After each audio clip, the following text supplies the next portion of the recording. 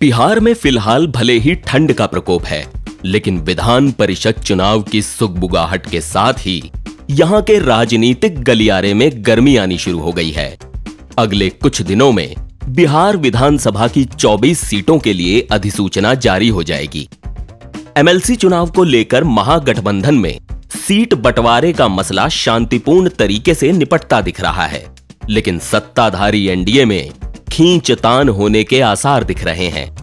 बिहार के मुख्यमंत्री नीतीश कुमार की पार्टी जेडीयू के संसदीय बोर्ड के राष्ट्रीय अध्यक्ष उपेंद्र कुशवाहा ने बिहार विधान परिषद चुनाव को लेकर बराबरी की हिस्सेदारी की डिमांड कर दी है। कुशवाहा की इस डिमांड के बाद बीजेपी के सामने धर्म संकट पैदा हो गया है। कुशवाहा ने कहा है कि लोकसभा चुनाव की तर्ज पर बीजेपी और जेडीयू बराबर बराबर सीटों पर चुनाव लड़ें। इतना ही नहीं, कुशवाहा ने एनडीए के छोटे घटक दल वीआईपी और हम को भी विधान परिषद चुनाव में हिस्सेदारी देने की डिमांड कर दी है। एमएलसी के तौर पर रिटायर होने वाले 24 विधायकों में 13 बीजेपी के हैं। अगर उपेंद्र कुशवाहा की डिमांड को बीजेपी मानती है तो उसे विधान परिषद में अपनी ताकत कम करनी होगी। एक राजनीतिक दल के तौर पर बीजेपी कतई नहीं चाहेगी कि विधान परिषद में वो अपनी सीटों को किसी दूसरे दलों के लिए छोड़े। स्वाभाविक है कि बीजेपी के जिन एमएलसी का टिकट कटेगा उनके बगावती होने के आसार होंगे। पूरे बिहार के साथ बेगूसराय में भी कोरोना की तीसरी लहर के बीच आज से प्रिकॉशन डोज की शुरुआत की गई है। सदर अस्पताल में इसकी शुरुआत civil surgeon doctor Pramod Kumar Chaudhary ने फीता काटकर किया। सदर अस्पताल में चिकित्सक और नर्सों और अन्य स्वास्थ्य कर्मियों को प्रिकॉशन डोज दिया जा रहा है। बताया जाता है कि जिन लोगों को सेकेंड डोज लिए हुए 39 सप्ताह या 9 माह हो गए हों, उन्हें ही प्रिकॉशन डोज दिया जा रहा है। यानी अप्रैल 2020 तक जो लोग सेकेंड डोज ले चुके हैं, वैसे फ्रंट लाइन वर्कर इस डोज को ले सकेंगे। बेगूसराय जिले में करीब 9000 health worker, 3400 front line worker और 60 साल से ज्यादा वाले 48,000 लोग हैं जिन्हें प्रिकॉशन डोज के लिए लक्ष्य में रखा गया है। सिविल सर्जन प्रमोद चौधरी ने बताया कि तीसरी लहर के बीच स्वास्थ्य कर्मियों और फ्रंट लाइन वर्करों को प्रिकॉशन डोज दिया जा रहा है ताकि ये खुद सुरक्षित रहेंगे, तभी समाज को सुरक्षित रख सकेंगे।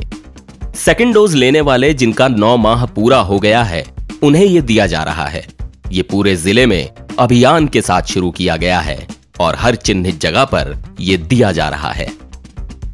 शुरू किया है जो 9 महीना या 29 सप्ताह से 39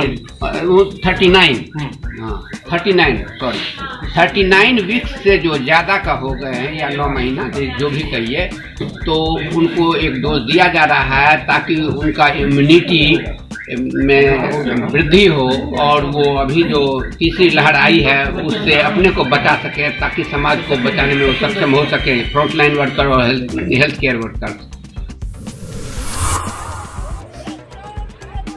बिहार के कई जिलों में किसानों के मुद्दे को लेकर जाप कार्यकर्ताओं ने सोमवार को रेल रोको आंदोलन किया। इस दौरान पप्पू यादव की पार्टी के कार्यकर्ताओं ने सासाराम स्टेशन रेलवे ट्रैक पर पुरुषोत्तम एक्सप्रेस को रोककर धरना प्रदर्शन किया। इस दौरान जाप कार्यकर्ताओं ने बिहार और केंद्र सरकार के खिलाफ जमकर नारेबाजी की। इसकी वजह से यात्रियों को काफी मुश्किलों का सामना करना पड़ा।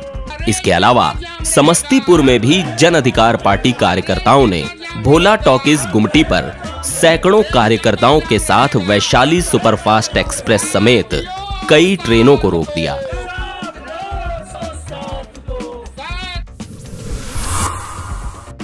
भोजपुर जिले के गढ़हनी प्रखंड के दुबौली प्राथमिक स्वास्थ्य केंद्र को नहीं चालू किए जाने से नाराज अगियाओं के भाकपा माले विधायक मनोज मंजिल ने सड़क पर ही आंदोलन शुरू कर दिया है।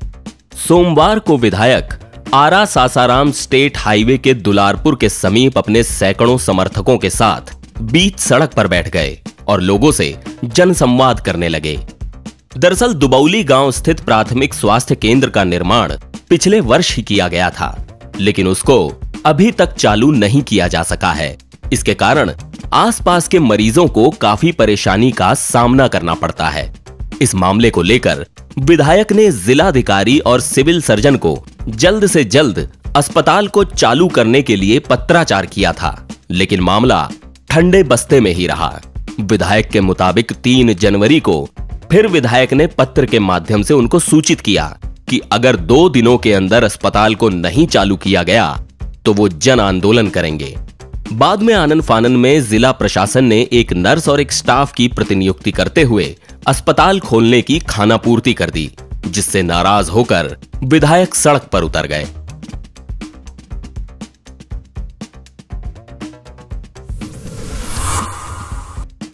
पंजाब में प्रधानमंत्री नरेंद्र मोदी के दौरे के क्रम में सुरक्षा चूक के विरोध में सोमवार को राजधानी रांची में बीजेपी कार्यकर्ताओं ने मानव श्रृंखला बनाकर विरोध प्रदर्शन किया और पंजाब सरकार को बर्खास्त करने की मांग की। इस विरोध प्रदर्शन का नेतृत्व विधायक दल के नेता बाबूलाल मरांडी कर रहे थे, जबकि प्रदर्शन में पूर्व मुख्यमंत्री रघुवर दास, सांसद संजय सेठ, विधायक सीपी सिंह, नवीन जायसवाल, अमर कुमार बाउरी, मेयर आशा लकड़ा समेत अन्य पदाधिकारी मौजूद थे। इस मौके पर बाबूलाल मरांडी ने कहा कि प्रधानमंत्री नरेंद्र मोदी देश के सबसे लोकप्रिय नेताओं में से हैं।